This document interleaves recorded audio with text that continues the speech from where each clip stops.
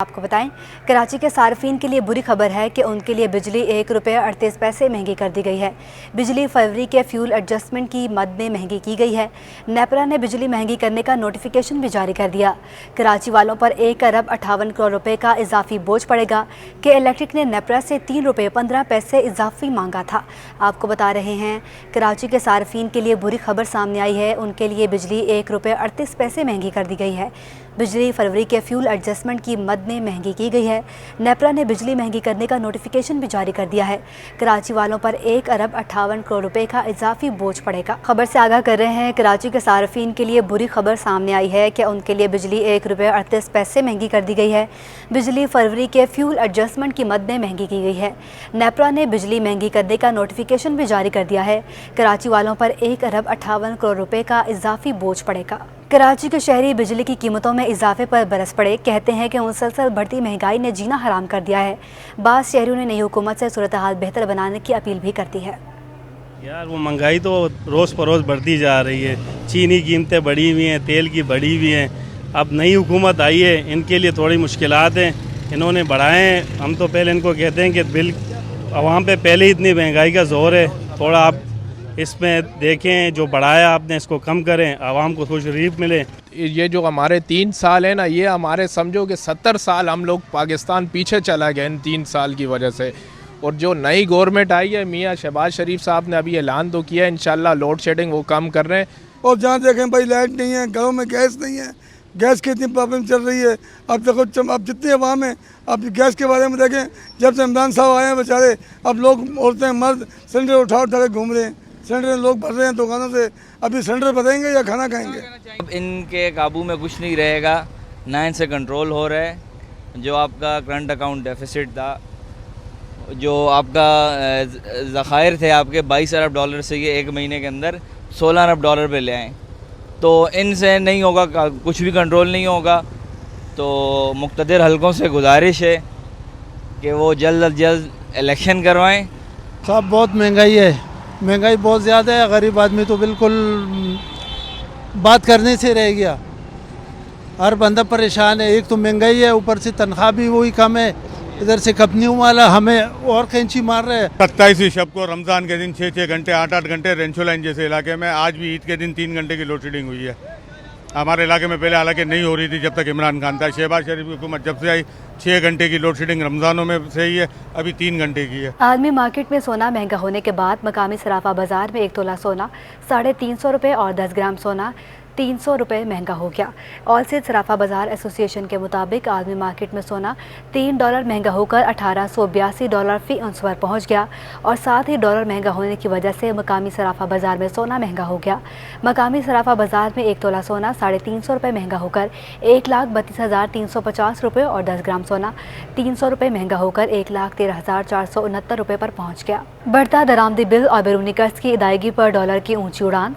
ईद तातीलात के बाद एक दिन में अमेरिकी डॉलर 94 पैसे महंगा होकर ₹186.63 पर बंद हुआ। रुपए पर दबाव, डॉलर फिर महंगा। माहिरीन का कहना है कि बढ़ता दरामदी बिल और बैरूनी कर्ज की अदायगी पर ज़खायर में कमी से रुपए पर दबाव देखा गया। ईद तातीलात के बाद इंटरबैंक में डॉलर 94 पैसे महंगा हो गया। इंटरबैंक में अमेरिकी डॉलर ₹186 से भी तजावज कर गया। स्टेट बैंक की रिपोर्ट के मुताबिक इंटरबैंक में डॉलर ₹185.69 से महंगा होकर ₹186.63 पर बंद हुआ। स्टेट बैंक के मुताबिक एक दिन में रुपए की कदर में 0.50% कमी हुई। दूसरी जानिब ओपन मार्केट में अमेरिकी डॉलर ₹187 की सतह पर बरकरार रहा। ओपन मार्केट में यूरो ₹1 सस्ता होकर ₹197 और बरतानवी पाउंड ₹3.5 सस्ता होकर ₹235 का हो गया है। कराची समेत सिंध भर में सीएनजी स्टेशन 72 घंटों के लिए बंद कर दिए गए।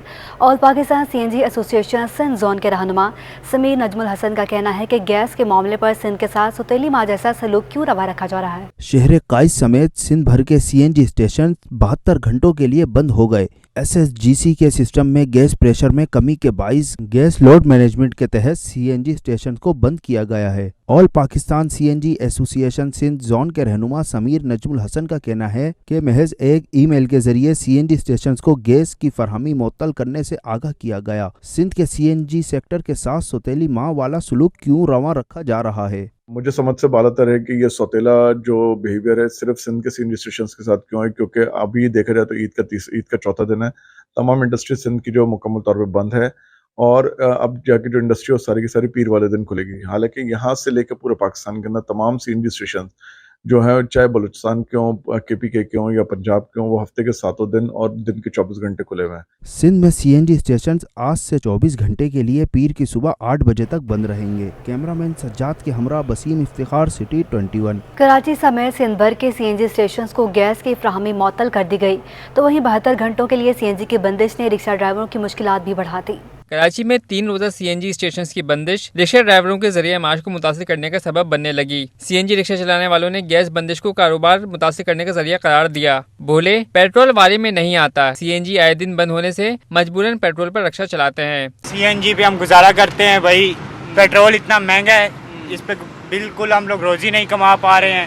عمران خان ہمیں روڈ پہ لے آیا ہے. ہم لوگوں نے پیٹرول کیا ہوا ہے کیونکہ بڑے پریشان ہو گئے تھے, روز روز آئے دن بند. ہم لوگوں نے اسی وجہ سے اپنے پیٹرول کیے ہیں اور پیٹرول میں بھی وارہ نہیں کھا رہا ہے. یہ ہے کہ اپنا گزر سفر کر رہے ہیں, اپنا دیہڑی نکال رہے ہیں, ٹائم پاس کر رہے ہیں. سی این جی رکشہ ڈرائیوروں کا حکومت سے مطالبہ ہے کہ گیس کی فراہمی کو یقینی بنا کر ان کے روزگار کے حصول کو آسان بنایا جائے. کیمرامین مطہر کے ہمراہ بسیم افتخار, سٹی 21 نیوز. کراچی میں ایک اور لڑکی کے مبینہ اغوا کے بعد شادی کا کیس سامنے آ گیا. پولیس نے ناظرین کو مچھر کالونی سے بازیاب کرا کے 2 بھائیوں کو گرفتار کر کے جوڈیشل مجسٹریٹ کے روبرو پیش کر دیا. عدالت نے دونوں بھائیوں کو جوڈیشل ریمانڈ پر جیل بھیج دیا. ملزمان کے وکیل نے دعویٰ کیا کہ لڑکی سے ملزم ارشاد نے ملتان میں نکاح کیا. تصدیق شدہ نکاح نامے بھی تھانے میں پیش کر دیا گیا. دوسرے ملزم جمشید کا کیس سے کوئی تعلق نہیں. عدالت نے لڑکی کی عمر کے تعین کے لیے طبی معائنے کا حکم بھی دے دیا اور نکاح نامے کی تصدیق کرانے کا بھی حکم دے دیا. دوراجی کوآپریٹو اور سائٹنگ کے رہائشیوں نے تجاوزات اور ٹریفک جام کے مکمل خاتمے کے لیے ایڈیشنل آئی جی کراچی کو خط لکھ دیا. خط میں دکانداروں کے خلاف فوری کارروائی کا مطالبہ بھی کیا ہے. خط میں لکھا گیا ہے کہ ریڑھی باد اور پتھارے داروں نے 40 فٹ روڈ کو گھیرا ہوا ہے. دوراجی سے متصل شہر کے 2 بڑے اسپتالوں کے ساتھ علاقے کے دیگر اسپتالوں میں آنے والے مریضوں اور ایمبولینس کو گزرنے میں دشواری کا سامنا کرنا پڑتا ہے. مزید لکھا کہ ان تجاوزات کو ہٹانے کے لیے اداروں کو درخواست دی گئی مگر کوئی سنوائی نہیں ہوئی. دکانداروں سے اس حوالے سے بات چیت کی گئی تو ان کی جانب سے رہائشیوں کو ہراساں کیا گیا. ہم تھک ہار کر کراچی پولیس چیف کو خط لکھنے پر مجبور ہو گئے. سندھ حکومت نے بلدیاتی انتخابات کی راہ میں حائل رکاوٹوں کو دور کرنے کا عمل شروع کر دیا ہے جس کے تحت بلدیاتی ایکٹ میں مزید ترامیم کا فیصلہ کیا گیا ہے. لوکل گورنمنٹ ایکٹ میں مزید ترامیم کے لیے مسودہ بھی تیار کر لیا گیا ہے. بلدیاتی نمائندگان کو آرٹیکل 140A کے تحت مالی اور انتظامی اختیارات دیے جائیں گے. کے ایم سی کے پاس میگا پروجیکٹس واپس آنے کا امکان ہے. تبادلوں اور تقدموں کا فارمولہ بلدیاتی اداروں کی مشاورت سے طے ہوگا. ترمیمی بل 10 مئی کو سندھ کابینہ کے اجلاس میں پیش کیا جائے گا. سندھ حکومت کے اقدامات کے ثمرات عوام تک منتقل ہونا شروع ہو گئے ہیں. بلدیہ وسطی محکمہ باغات کے ڈائریکٹر نے عوام کو شجرکاری کے لیے مفت پودے فراہم کرنے کا اعلان کر دیا ہے. کراچی کی سب سے بڑی نرسری بلدیہ وسطی ایف بی ایریا بلاک 6 میں ہے جہاں ماہانہ لاکھوں پودے تیار کیے جاتے ہیں. ان ننھے پودوں کو یومیہ بنیاد پر دیکھ بھال کی ضرورت ہوتی ہے. اسی ضرورت کو پورا کرنے کے لیے نرسری کے عملے نے اپنی عید کی چھٹیاں بھی قربان کر دیں. یہ بھی ہمارے بچوں کی طرح ہوتے ہیں, ان کو پانی کی ضرورت ہوتی ہے, دیکھ بھال کی ضرورت ہوتی ہے, اس لیے ہم لوگ تعطیلات میں چھٹی نہیں کرتے. پانی روز لگتے ہیں پودوں کو. یہ ہم جو تیار کرتے ہیں مال, ان کے مستقل روزانہ کی بنیاد کے اوپر دیکھ بھال ہوتی ہے. Director parks district central Nadeem Hanif کہتے ہیں کہ ماحولیاتی تبدیلی کی ہولناکی روکنے کے لیے زیادہ سے زیادہ درخت لگانا ضروری ہے. بلدیہ بستی کے شہری پودے لگائیں, 13 فراہم کرنے کے ساتھ ساتھ ہر ممکن مدد کریں گے. اس وقت دنیا کا سب سے بڑا ایشو ہے انوائرمنٹ کا, تو ہم کوشش کرتے ہیں کہ اسپیشلی جو ہے ڈسٹرکٹ سینٹرل کا انوائرمنٹ بہتر ہو, اور میں بالخصوص ڈسٹرکٹ سینٹرل کی عوام سے درخواست کروں گا کہ درخت لگائیں, اور اگر درخت لگانا ہوں تو ہم سے رجوع کریں. ہم ٹیکنیکل ایڈوائز بھی دیں گے اور درخت بھی دیں گے جو فری آف کاسٹ ہوں گے. ماحولیاتی آلودگی انسانی بقا کے لیے خطرہ بنتی چلی جا رہی ہے, جس کا واحد حل زیادہ سے زیادہ درخت لگانا ہے. طبی ماہرین کا کہنا ہے کہ پاکستان میں 25% مریض اپنے لیے ادویات خود تجویز کر کے استعمال کرتے ہیں. Pakistan society of internal medicine conference سے خطاب کے دوران history of health sciences Lahore کے وائس چانسلر ڈاکٹر جاوید اکرم نے بتایا کہ کانفرنس میں جدید ادویات سے عام مریض کو فائدہ ہوگا. کراچی میں Pakistan society of internal medicine کی 3ری کانفرنس کے دوران 92 سائنٹیفک سیشن ہوں گے, جن میں ڈاکٹروں کو سائنسی بنیادوں پر ثابت شدہ ادویات کے استعمال کی جانب راغب کیا جائے گا. یعنی کہ اگر کوئی بھی آپ علاج کر رہے ہیں تو کیا اس کے کانسیپٹس ہیں، کیونکہ اس وقت جو ریسرچ بہت زیادہ ہو رہی ہے، چیزیں چینج ہو رہی ہیں، ٹیکنالوجی آ رہی ہے، تو یعنی مریض کو یہ بالکل بتائیں کہ کوئی پروسیجر کر رہے ہیں یا دوا دے رہے ہیں تو آپ کیوں دے رہے ہیں. اس کانفرنس میں جتنی بھی نیو انوینشنز ہیں، جیسے کہ میڈیکل سے ریلیٹ چینجز آتی رہتی ہیں، ویریشنس آتی رہتی ہیں تمام چیزوں میں، میڈیسن سے ریلیٹڈ یا پھر کوئی بھی بیماری سے ریلیٹڈ، تو اس سے ہم جو ہے زیادہ استفادہ یہاں پر حاصل کر سکتے ہیں، نالج گین کر سکتے ہیں. Pakistan society of internal medicine کے صدر پروفیسر ڈاکٹر جاوید اکرم نے کانفرنس کے پہلے روز خطاب میں کہا، پاکستان میں بدقسمتی سے متعدی اور غیر متعدی امراض بڑھتے جا رہے ہیں. پاکستان میں ہر دوسرا بالغ فرد ہائی بلڈ پریشر کا مریض ہے اور پاکستان کی تقریباً 25% آبادی شوگر کے مرض میں مبتلا ہے. جب تک ان مریضوں کو سائنسی تحقیق پر مبنی ادویات نہیں دی جائیں گی، ان کا علاج ممکن نہیں. تو اس لیے یہ پاکستان میں ایک نیا ہم شعور لا رہے ہیں کہ ڈاکٹر صرف اور صرف اپنی مرضی سے ایسی کوئی دوائی کسی بھی وجہ سے نہ لکھیں انلیس کہ اس کو تحقیق نے پروو کیا گیا ہو کہ اس مریض کے لیے وہ بہترین ٹریٹمنٹ ہے، تاکہ کل کو ڈاکٹر اس کو ڈیفینڈ کر سکے.